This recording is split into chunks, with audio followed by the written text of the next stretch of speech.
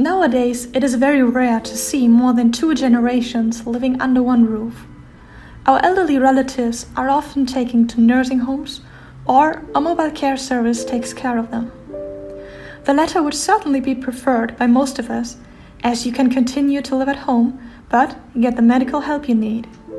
But what if you can't trust the nurse who comes every day? This is the story of Olaf Däter, and for this case we make our way to Bremerhaven, which is a city in northern Germany. Däter was born here in 1969. According to his parents, he grew up quite normally. He was of about average intelligence, but he found it very difficult to get an apprenticeship after school. So he joined the Bundeswehr, which is the army, and made it to a sergeant major there. Some of his colleagues there describe him as narcissistic and assertive. Apparently, he liked to boss others around. Some others of his colleagues, however, said he was quite friendly, helpful, competent, quite sociable. Däter, however, didn't really like life as a soldier. He preferred to work in the health sector. In May 1999, he therefore began training as a nurse at the Cuxhaven City Hospital, where he also worked after completing his training. During this time, he marries a woman who belongs to the New Apostolic Church, which is why he converts to that same faith. This is somewhat surprising because his parents never knew him as a particularly religious person. However, the marriage does not go well for long, and after only a year, his wife files for divorce. He also gets fired from the hospital and starts working for a mobile nursing service, the Samaritan Association. Through his work there, he gets to know many elderly people in the area. But then, he also loses this job after a short time, because there are discrepancies in the cash register. Däter wants to live a life of luxury and has a weakness for expensive cars. He marries a second time and his new wife already has a 3-year-old son. But she also has a secret. She tells him that she works in a bank, but in reality, well, she does work with money, but in a slightly different milieu. I guess you can imagine what I mean. His second wife has no idea how indebted Däter is, since he has been living beyond his means for years, and she certainly wouldn't have any idea how far he would go to get money. So despite his financial problems, Däter wanted to impress his new wife, so he had to get money. But where to get it, if not to steal it? As we already know, Däter knew many elderly people in his area through his work as a nurse at the Samaritan Association. So in June 2001, he went to the home of Lisbeth Nägler, a widow who was 87 years old at the time. She recognized him as a nurse and opened the door when he rang the bell.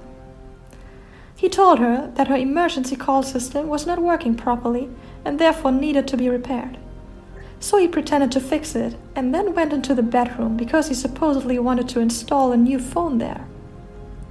However, he now puts a sock over his hand, grabs the old woman, throws her on the bed, and presses her face into the pillow until she is dead. Däter knows from his earlier visits where the old lady keeps her money and finds 300 mark, which is about 150 euros. It's not exactly a lot of money to kill someone. He had hoped for much more.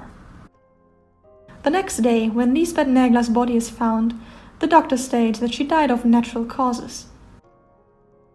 Only a few days later, he commits his next murder. This time, it is the 85-year-old Margarete Michaelis. On this occasion, Däter is observed by 2 neighbors in the stairwell on his way to his victim. He murders the woman in the same way as his previous victim, and later tells the police that she had given him 850 mark voluntarily because he had asked her for it, and she had agreed. He also states that to thank her for the money, he then apparently massaged her calves. Däter then says that the old woman apparently threatened to scream at him if he did not kiss her. Of course, no one but Däter can know for sure if this really happened. It actually sounds more like an excuse for what happened afterwards. Däter put a sock over his hand again, took a pillow, and killed her. Surprisingly, Margarete Michaelis' death is again considered a natural death, although finding a fully clothed person dead in a bed is suspicious. Now Däter needed more money, so he meets with 83-year-old Helene König on June 10th. This time he attacks his victim directly, probably because he knew from his previous attacks that it just worked, and he didn't have to pretend to check something in his victim's apartment. He kills her in the same way he killed his previous victims and finds about 250 mark in the apartment.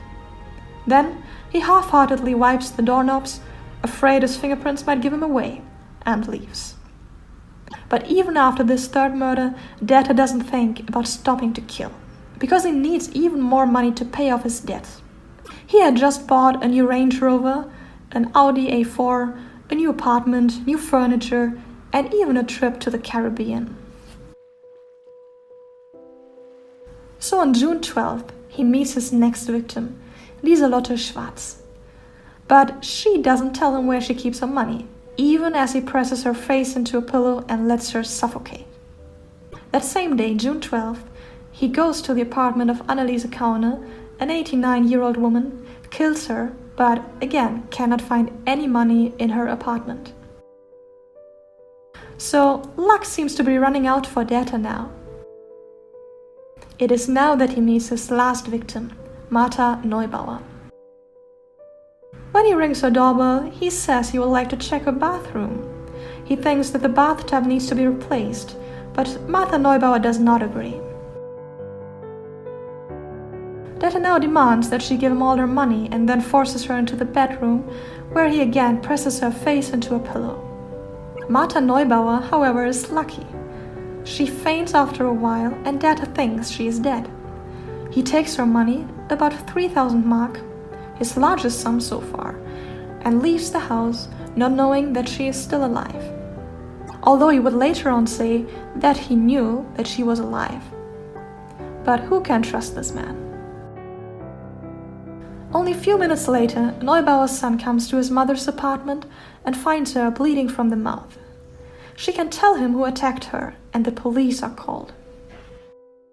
In the meantime, Däter has immediately invested the money and paid for an expensive flight over Helgoland in a private jet for himself, his wife, and her son. When the three return from this trip, the police are already waiting in front of Däter's apartment to arrest him. Däter first tries to escape by car, but gives up after only a few meters. He even tells the police officers that he feels relieved now that he is going to be arrested. He is cooperative with the police and later on shows the officers the scenes of his crimes and explains in great detail how he carried out his murders. His trial lasted only 6 days and he was found guilty and sentenced to life in prison. Because of the insidiousness of his actions, he will stay in prison for at least 30 years under German law. Däter's lawyer at the time described him as very naive, and some of his statements in court were quite chilling.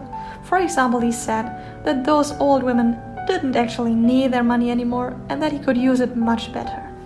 Moreover, after Däter's arrest, it became clear that he not only suffocated his victims, but also sat on them with his entire body weight, and he was a quite fat person, which led to severe internal injuries. But what about the sock he wore to his crimes?